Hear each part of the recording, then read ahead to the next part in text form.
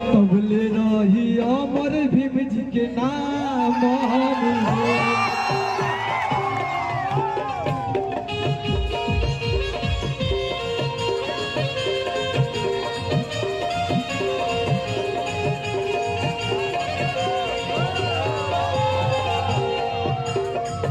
तबले रही धरती रही आसमाना और धरती आसमाना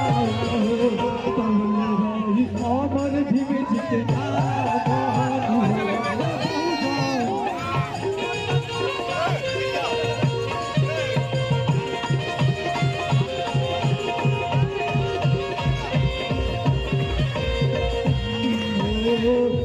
सवा के लिखल जे सुंदर संविधान और सुंदर संविधान जान ला दुनिया